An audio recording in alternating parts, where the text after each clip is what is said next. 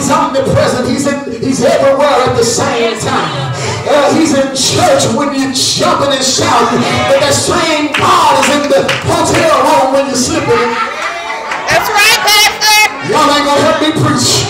Praise God, that same God, praise God, is there when you're acting righteous, and that same God is there when you're kicking up hell. The same God is there, praise God, when you act like you got the joy of the Lord, and that same God is there when you're cussing folks out. Look at somebody and say, he's everywhere at the same time. And what I love about God is even though he's everywhere at the same time, even though he stretches himself out, praise God, it does not limit God. Even though he stretches himself out, he does not lose his power.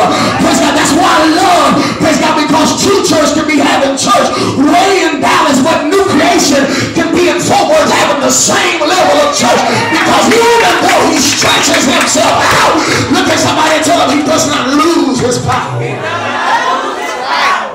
But one of the things I want you to understand, and this is what we're missing, church.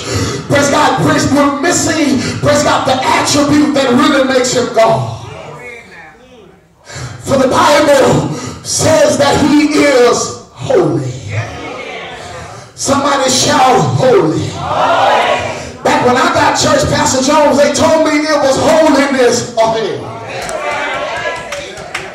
Back when I got in church, praise God, they said you got to be holy because God is holy.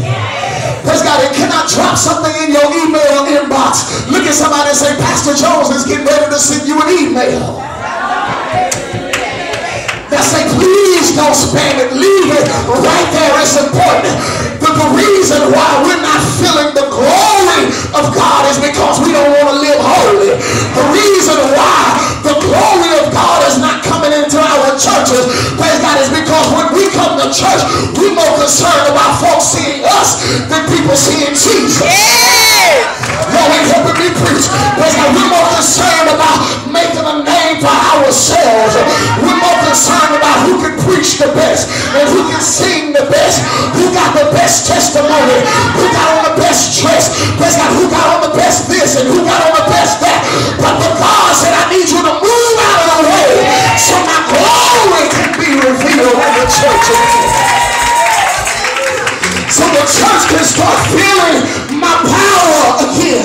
So the church can start feeling my anointing again. Lift your hands and say, Lord, I need your glory. I need you. Yes. Gotta get to a place where it's not about us, but it's about Jesus. Let me show you something. When Jesus took his disciples that were in his inner circle to the Mount Transfiguration, praise God, there was something powerful that happened on the mountain. Tell somebody, let's go to the mountain. There's power on the mountain. Praise God, he took them there, praise God, and they fell asleep. Look at somebody and tell them the church got to wake up. That's right. He takes them there and they fall asleep. Praise God, and when they wake up, praise God, they saw the glory of God. Praise God, they looked up and they saw not only was Jesus there, but Elias was there and Moses was there also. Praise God, Moses was there as a representative of the law.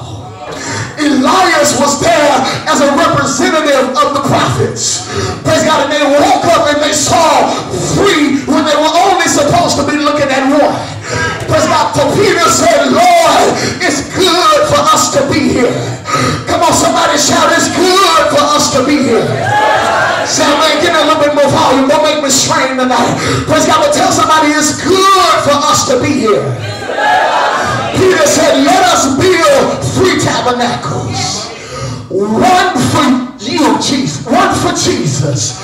One for Elias. And one for Moses. Praise God, but look at somebody and tell them there was a shaking.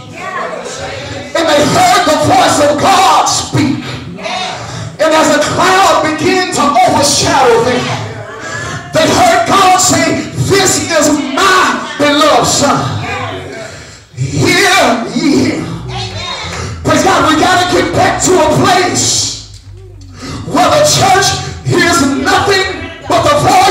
Jesus.